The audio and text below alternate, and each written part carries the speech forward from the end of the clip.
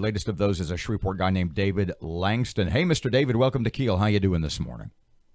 I'm doing great. Good morning, Robert. So do you Good morning, call Aaron. yourself to your friend? Are you patient 0? Are you patient X? Aaron always calls you in studio in reference to you patient X, as you are, I guess, the first official Caddo Parish COVID-19 patient.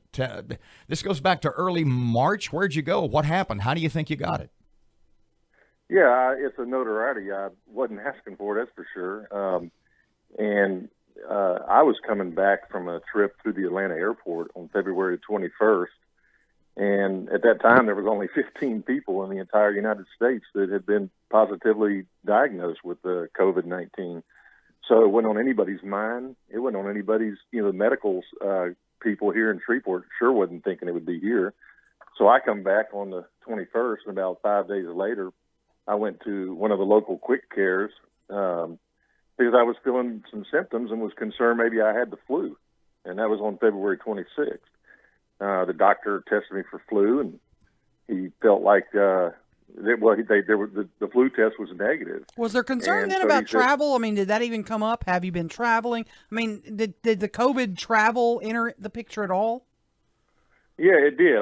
When I was in the lobby of the quick care, I saw a sign that said, "If you traveled out of the country, let us know."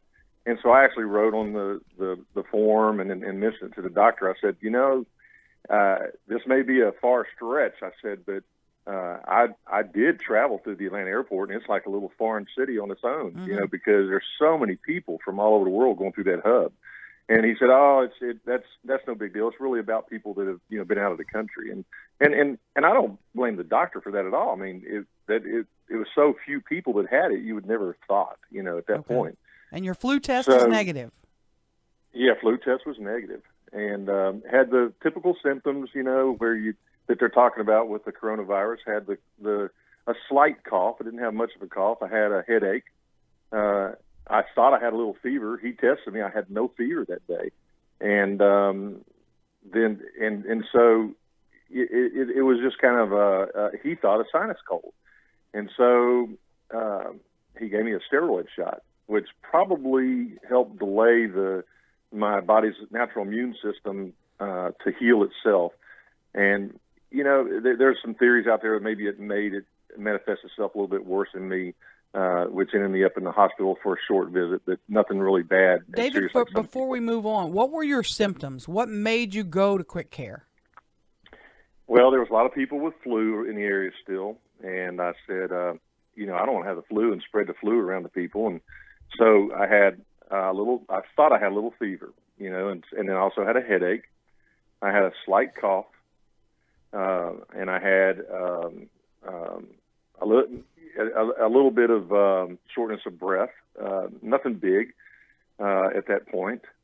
Just kind of thing, and maybe a little aching. And I thought, maybe I've got some flu coming on. I need to knock this out with one of those. What do they call them? Z-Packs. Tamiflu. Mm-hmm. Yeah. Tamiflu. Are you a smoker, diabetic, any other health conditions? No, not a smoker. I could never smoke because I tried it when I was a teenager, and I said, "Oh my God, who would even put this in there?" No, I'm not a smoker, and no pre-existing conditions. Okay, so you go home with the steroid shot, and then what happens? Well, went home with the steroid shot, and I felt great. No fever through the whole weekend. For about another week, had some steroid tablets that he had given me. And you go out to events that weekend, right? Yeah, I went out to actually the Southwood High School reunion from 1978, 79, and 80, and felt great. I wasn't coughing, had no symptoms, and I can tell you, I sure wouldn't have gone had I even suspected, that I had, like I said, even the flu, because that's why I went to the doctor in the first place.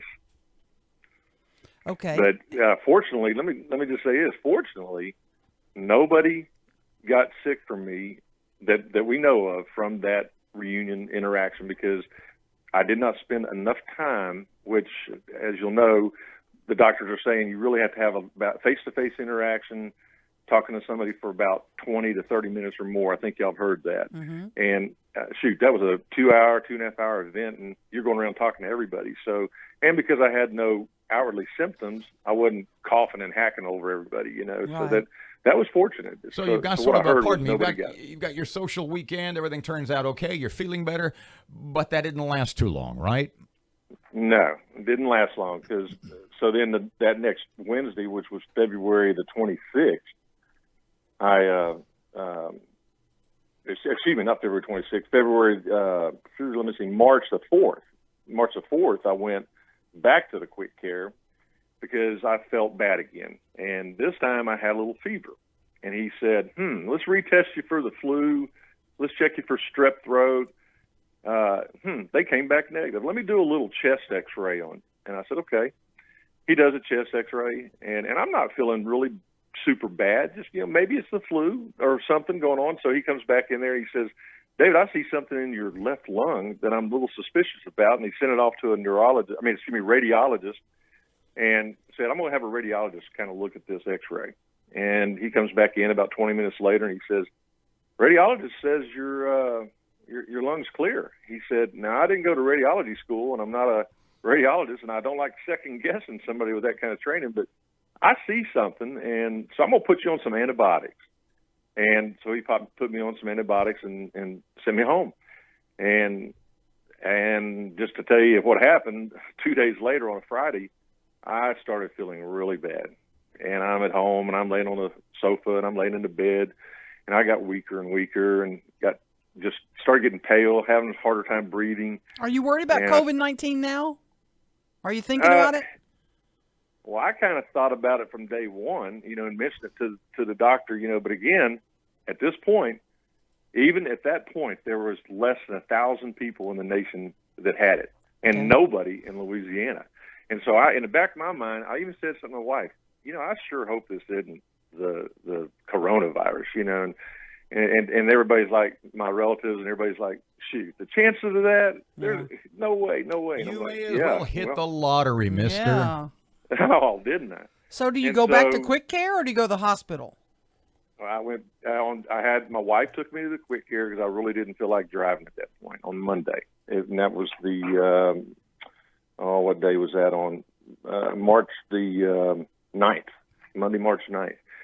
And when I walked in the door, the doctor, same doctor, nice guy, and he looks at me and he kind of had a deer in the headlight look, and he's going, man, I gave you some antibiotics and this should be knocking out. And he could see I was weak. He said, let's get another chest x-ray. He comes back in the room and he says, you got some kind of infection in your lungs, and I'm concerned that this is going to affect your heart. He said, I need you to go to an emergency room. Where do you want to go? And I said, well, Christus Shumper, I guess, on Burt Coons. And he said, I'm going to call over there ahead of time, kind of give them some heads up on that I want you to have a CAT scan. I need you to have some blood cultures. And this is the other thing. My blood test came back perfect, during this whole thing. No flu, no strep, blood tests were good. So he says, you need to go over there because this infection appears to be spreading. And I'm glad he did. I will say that doctor was perceptive enough and could see it, something even that a radiologist didn't see. So I applaud him for that. Yeah. David, pardon us. Hang on just a second. We got to take a break. When we come back, first question is going to be, so at what point does somebody say coronavirus? Let's test him.